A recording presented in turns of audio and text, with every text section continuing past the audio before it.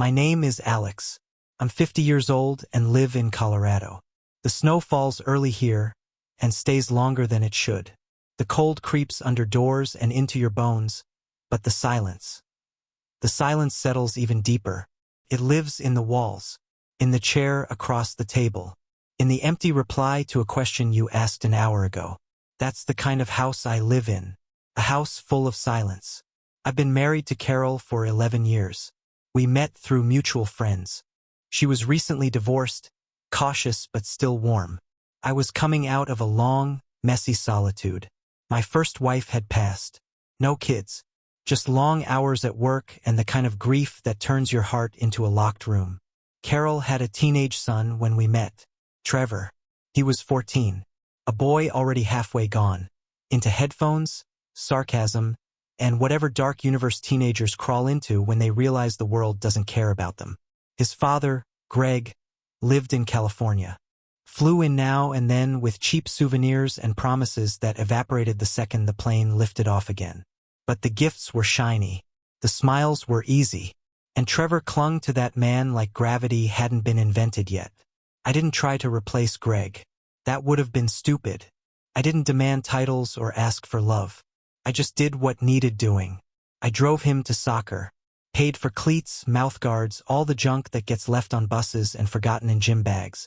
I showed him how to change a tire. Helped him sand down and paint the beat-up Civic his dad gave him and never looked at again. When he got into trouble, minor stuff, shoplifting, vape pens at school, it was me, not Greg, who showed up, who spoke to the principal, who took a half day off work to be there. Every time, Carol would say the same thing, "He needs you," and I clung to that, like it meant something, like I meant something. We built a rhythm, a routine. It wasn't warm, but it was functional. Civil.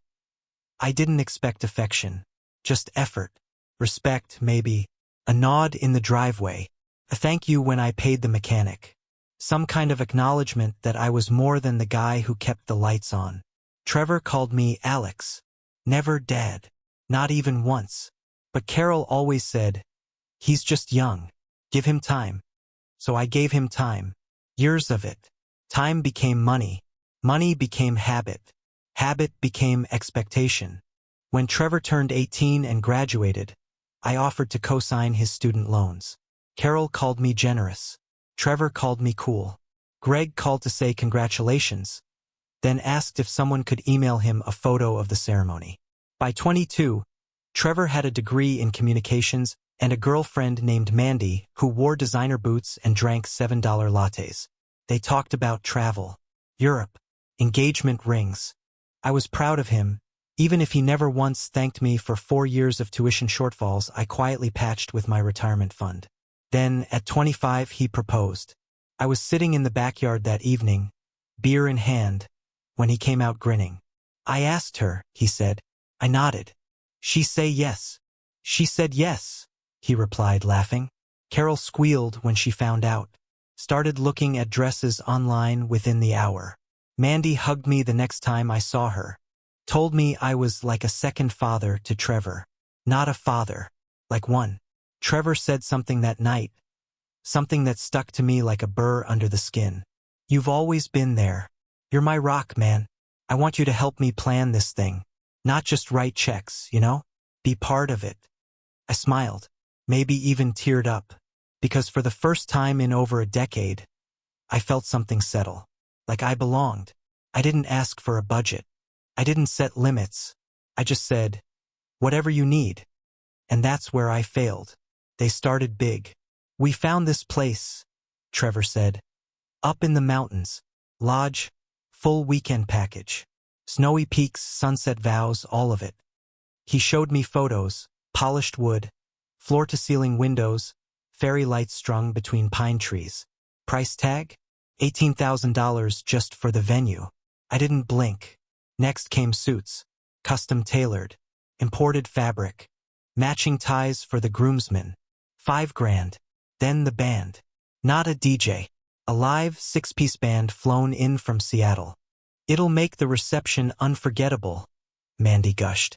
"Add in catering, photography, whiskey flown in from Japan, engraved flasks, Floral installations that looked like they were lifted from a magazine spread. It spiraled.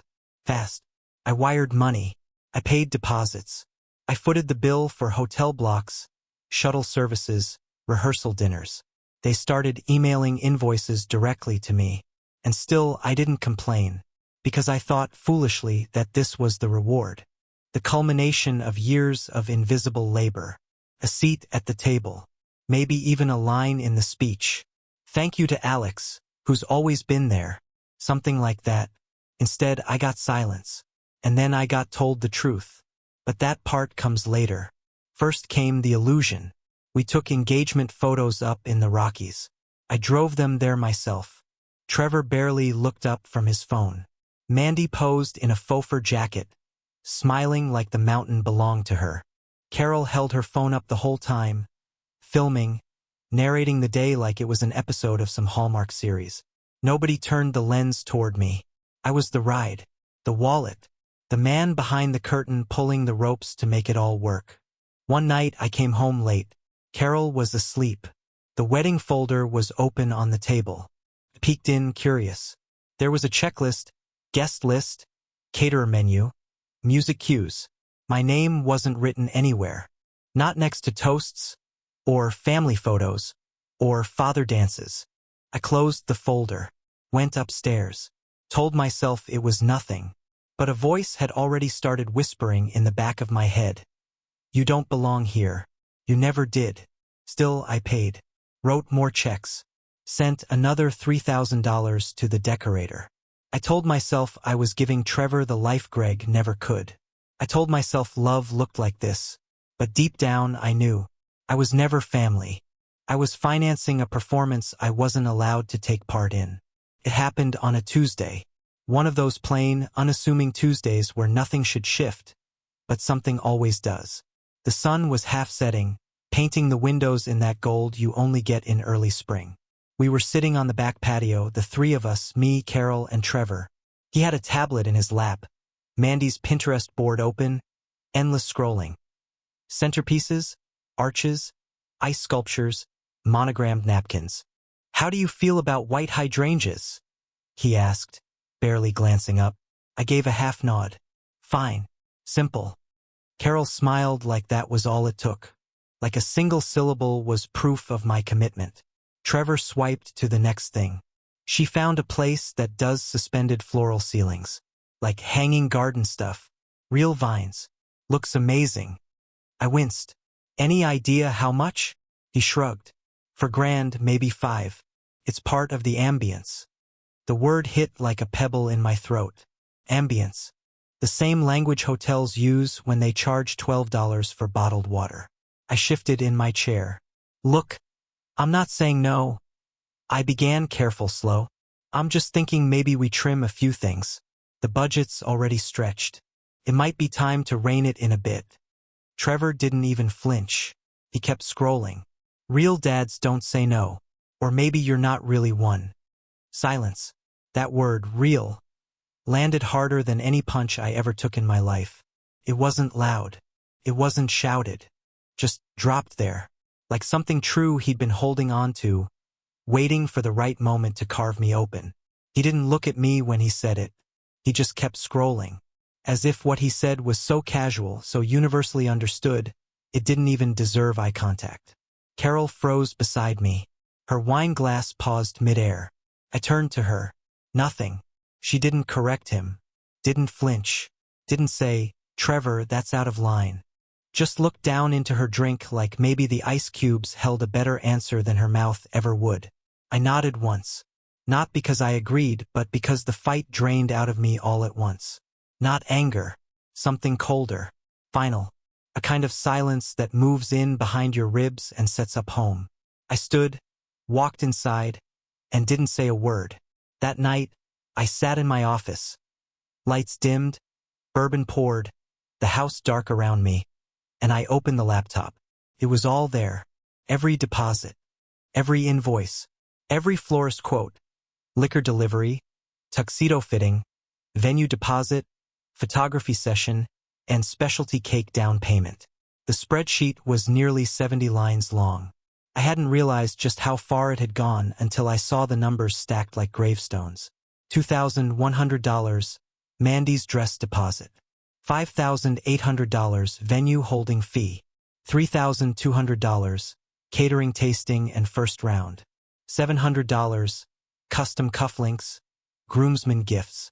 $1,500, whiskey barrel rental. It went on and on, one after another. A parade of expenses for a family I was never really invited into. I totaled it at the bottom. $53,274. Not including the gas, the time, the late-night pickups, the calls to vendors, the hours I'd spent fielding emails. All of it for a title I never earned and a role no one would say out loud. So I made a new folder. Wedding withdrawn. Inside it, I started dragging things one by one. Florist cancellation. PDF. Catering refund request. Docs. DJ cancellation fee. Doc. Travel credit funds transfer. PDF. Then I opened my bank account. I rerouted the wedding savings into a vacation account I'd had buried for years. Originally, I started it for Carol and me, Italy, maybe some romantic dream I thought we'd eventually make real. But now, it would go somewhere else. Somewhere quiet. Somewhere warm. With people who didn't look through me like frosted glass. I moved the money and let the screen confirm the transfer. Successful. I didn't leave a note. I didn't explain. I let the train keep rolling downhill, straight into the wall they built themselves. Because sometimes the best answer isn't an explosion. It's silence. 2 weeks later, Trevor texted me. Hey, florist's asking for the rest of the payment. You handling that this week? I stared at the message for a full minute. Not disbelief, I'd moved past that. Just a cold kind of amusement. And then I typed, ask your dad. You know, the real one. Read. Scene. No reply. Carol cornered me that evening in the kitchen. You canceled the florist? I didn't answer. Trevor's panicking. He said you're backing out. I turned to her slowly. No, I'm not backing out. I've already been backed out of. Long before the checks cleared. Long before he told me who I really was. She bit her lip, arms crossed, eyes flickering like a faulty bulb. He didn't mean it. I scoffed. Of course he did. That's the part you don't understand. That wasn't a slip. That was the truth, the one he's always believed. It just finally spilled out. She didn't respond. Just stared at the floor like it might split and swallow her whole. You didn't even defend me, I said. I didn't want to escalate, she whispered. No, I replied. You just didn't want to lose him. The silence between us lasted longer than the marriage ever deserved. That night, I sent one last email. Subject: financial redirection. To Trevor. CC Carol. Attachments: wedding canceled. XLSX, vendor contacts. CSV, refund status. PDF. Message body. Trevor, after your recent comments and Carol's silence, I've reevaluated my position in this event. I've canceled all remaining payments under my name. Enclosed, you'll find the vendor's contact information. I suggest forwarding these to your biological father, since, as you said, I'm not really one. I've officially resigned as your ATM. Best of luck. I clicked send. 10 minutes later, Carol stormed into my office. You humiliated him, she shouted. You humiliated us. I stayed seated, calm. No, I stopped pretending. That's different. She glared at me like I was someone else. A stranger who'd broken into her life and shattered the fantasy she curated so carefully over the years. You're blowing up everything we built. What did we build? I asked. Really? Be honest. A house where I pay and he scoffs? A marriage where I get thanked with silence and told I'm not enough? Tears welled up, but I didn't soften. You should have stood up for me, I said. Just once. Her mouth opened, then closed. There was nothing she could say, because in that house, I was only loved for what I could provide. And the moment I questioned the cost, the mask fell. The wedding was postponed, then relocated. I heard secondhand that Trevor's dad refused to pitch in. Not my problem, was all he said. The venue dropped them. The band pulled out. The caterer kept their deposit but wouldn't confirm a new date. Eventually, it happened in someone's backyard. Paper plates, Costco cake, a Bluetooth speaker playing a distorted version of Marry Me. I wasn't invited, and I didn't ask why. A few weeks later, Trevor texted me again. I messed up. I was under pressure. I didn't mean what I said. You were the only dad I ever had. I read it twice. Then I printed it, folded it, and slipped it into an envelope, the same one where I kept a crayon drawing he gave me when he was 15. 2 stick figures holding hands, labeled in crooked writing, me and Dad. I don't know if he meant it. Maybe he did. But somewhere along the way, he learned that Dad meant whoever pays. And I finally chose to stop being the one who pays. The silence didn't last. Of course it didn't. I had been holding up the world for too long. The second I set it down, gravity crushed everything beneath it. It started with Carol's phone vibrating on the kitchen counter. Then again, and again. I watched her glance at the screen, each time wincing, her face twitching with dread. Trevor. Always Trevor. A grown man calling his mother like a boy who'd lost his toy. I didn't say anything. I didn't need to. She finally picked up. I stepped into the hallway but could hear every word through the thin drywall. The kind of walls you can't hide behind when the truth decides to knock. He's being impossible, Trevor was saying. It's not fair. I said I was sorry. He's blowing this out of proportion. Carol murmured something. Apologetic. Placating. Her voice always got soft when she didn't want to face the conflict head-on. Then came the part that made me stop in my tracks. Maybe you shouldn't have said that to him, she said. It wasn't a defense. Not really. More like a parent scolding a child for being messy after the wine glass is already shattered. Too little. Too late. When she hung up, I walked back into the kitchen. She looked at me, lips pursed, eyes rimmed in regret that felt more like inconvenience than remorse. You're not really going to let this go that far, are you? She asked. I poured myself a glass of water. It already has. Come on, Alex. He was stressed. He said something stupid. That doesn't mean you pull out of the wedding like some bitter ex. I laughed, bitter enough to stain the air. Is that what I am now? A bitter ex-father figure? She blinked. That's not what I meant. No, it's exactly what you meant. She reached for me, fingers brushing my arm. Can we just act like adults about this? I stepped back. Act like adults? Carol, I've been the only adult in this house for over a decade. She stiffened, hand falling to her side. You really think I'm being petty? I said. You think this is about ego, about pride, but it's not. It's about respect. A word none of you seem to understand. You're blowing it all up, she whispered. I stared at her. It was never built. The message came that evening. Trevor again. This time, longer. I can't believe you'd torpedo my wedding out of spite. You're punishing me for a single comment. You're trying to ruin the biggest day of my life because your feelings got hurt. That's not what a dad does. You've proven you never were one. I didn't reply. I opened my laptop and added his message to the folder. Labeled it postmortem. Then I added something else. A neatly organized file called Vendor Contacts, Forward to Biological Father. A blueprint for his new provider. His real dad. The man who'd earned the title by disappearing and still being celebrated. I sent the folder in a reply. Subject line, I've resigned. Body, Trevor. Attached is everything you'll need to move forward. I've canceled my involvement. Financially, emotionally, logistically.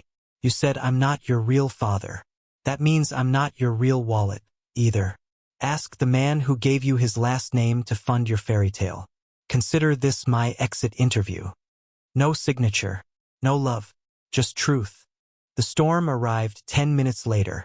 Carol kicked open the door to my office like she owned the place. Like rage was a currency she had just remembered how to spend. You humiliated him, she yelled. You humiliated this whole family. I didn't flinch.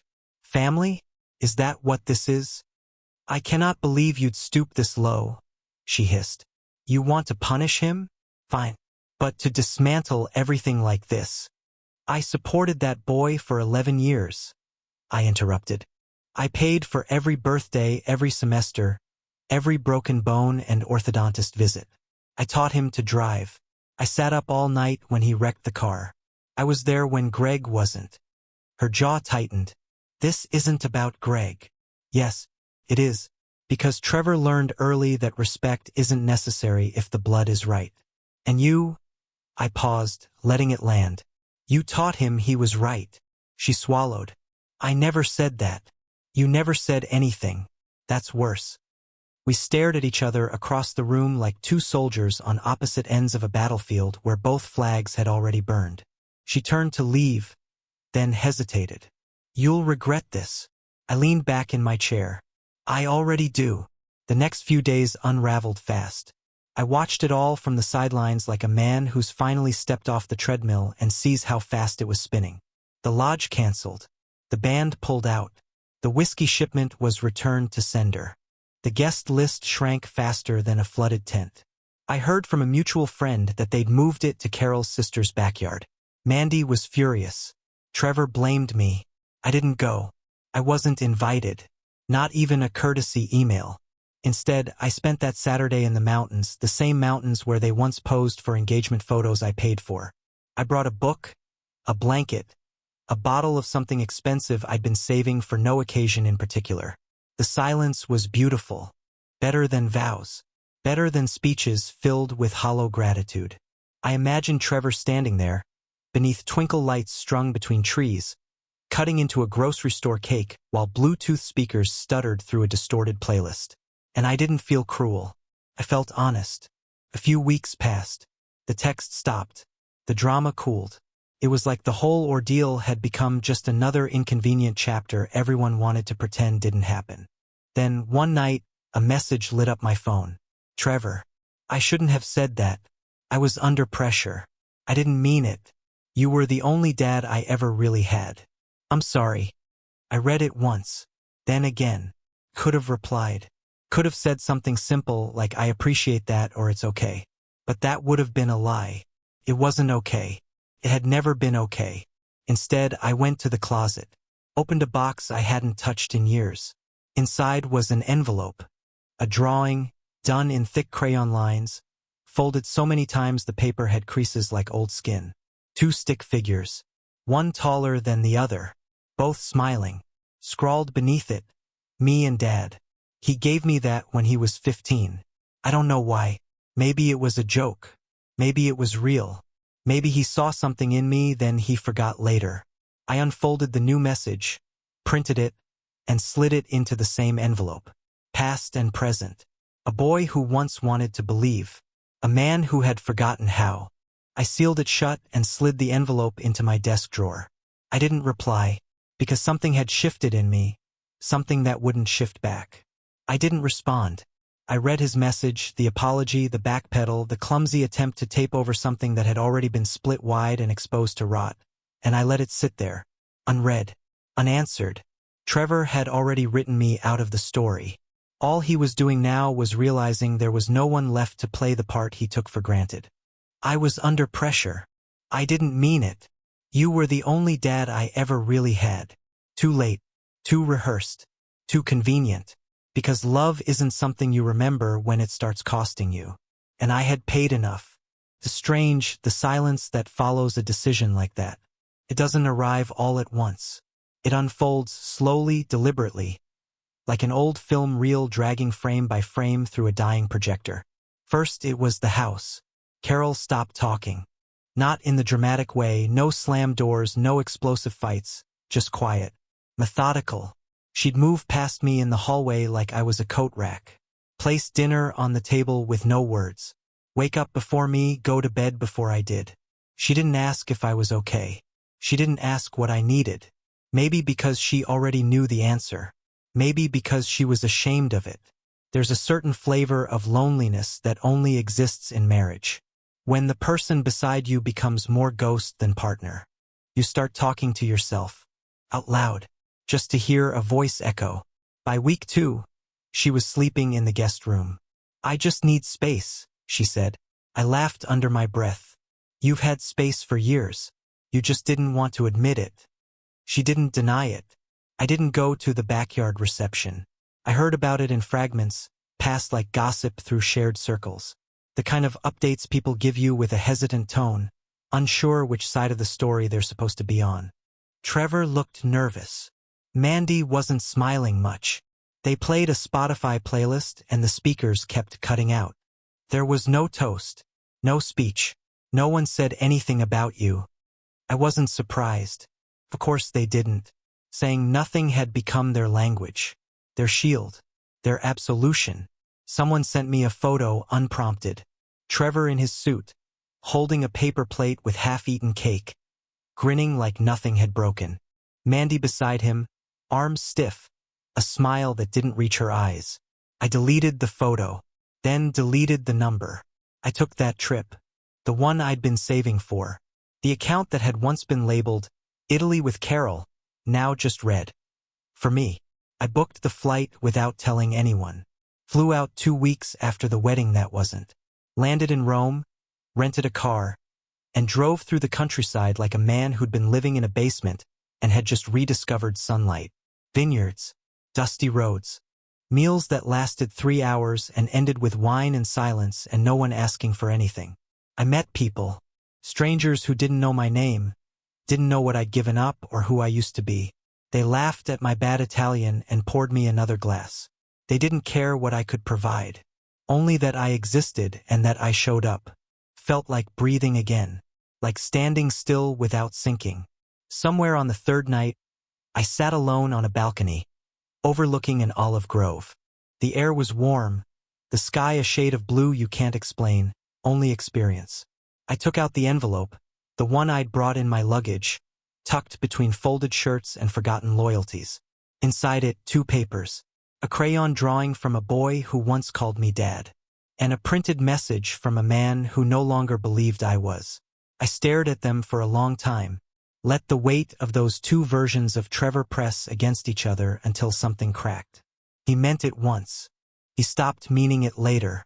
And maybe the greatest mistake I ever made was trying to force a bridge between those 2 timelines, trying to believe that consistency would eventually breed connection. But that's not how people work. Some kids never stop being children, even when their faces change. Some wives keep protecting their sons long after they've stopped protecting their husbands. And some men like me, keep carrying weight long after the shoulder starts to split. I lit a match, held it to the edge of the drawing. Caught quickly. Paper curls fast when it's old and dry. The ink blurred. The stick figures turned to smoke.